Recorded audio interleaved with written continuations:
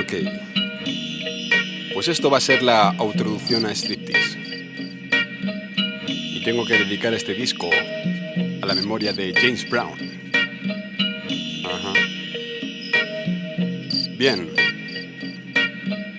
Después de tanto tiempo en esto del rap y de haber hablado de tantas cosas, puedo afirmar que sigo enamorado de esto como al principio. Es más, me sorprende a mí mismo cuando echo la vista atrás y veo que me lo creo más que cuando era pequeño, con el pelo cuadrado, las tintas y las rimas de ego. Todo era distinto, pero en el fondo sigo siendo el mismo niño que se enfrentó a su primer folio. Y eso tuvo que ser como en 1990, que es hace un montón de tiempo ya. La verdad es que lo piensas, ya hace como 17 años ya. Pues cuando empecé a escribir rap, lo hacía pues un poco porque en el barrio todo el mundo escribía rap. Entonces lo que hice fue, pues empecé a hacer tonterías, a no decir nada en realidad, porque yo lo que quería era ligar, que es lo que queremos todos con esa edad, efectivamente.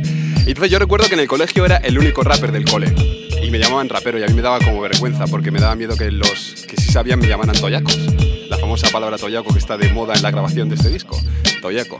Entonces yo todavía recuerdo incluso la primera letra que escribí, que decía así, porque yo era Top Me, decía: hey, mi nombre es Top Me, puedo ser mulato, cuarto, octavo, pero lo que importa es que tengo con mi mano, pues gracias a él a ti te llegan mis rimas. Acabo de remontar el vuelo y me dirijo hacia la cima. A partir de ahora empezarán a disparar, pero de abajo hacia arriba pues darán bajo mi lugar. Bueno, tú sabes, así, era un poco el estilo que había en aquel momento, ¿no? Todavía me acuerdo, y fue bonito. Pues poco después de eso conocí a un chaval que era mayor que yo, se llamaba Juanjo, que era heavy antes, pero se había pasado a la moda del rap.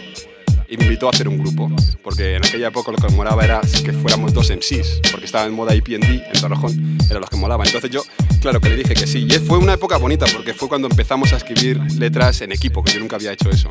Y de hecho con ellos fue cuando subí por primera vez a un escenario. El grupo se llamaba Boys in Darkness, que es un nombre que tela. Y decía, a ver que me acuerdo,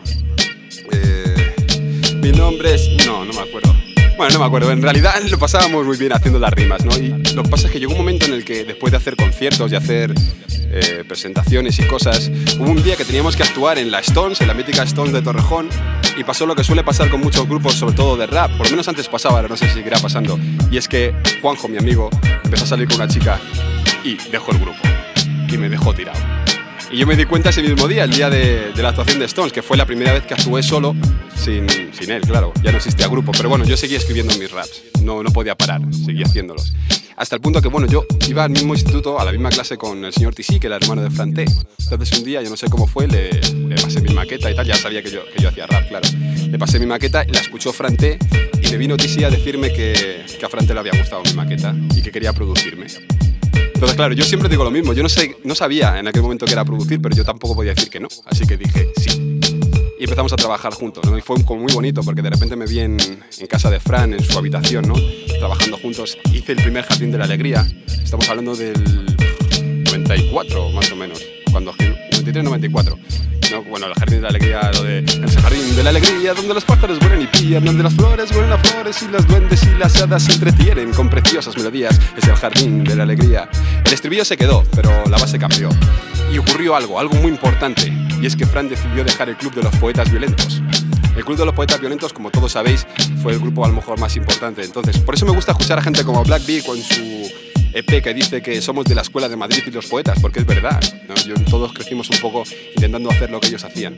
Entonces cuando Fran me dijo que iba a dejar el club, yo admito que pensaba que era un error, aunque luego el tiempo le ha dado la razón y hizo bien, ¿no?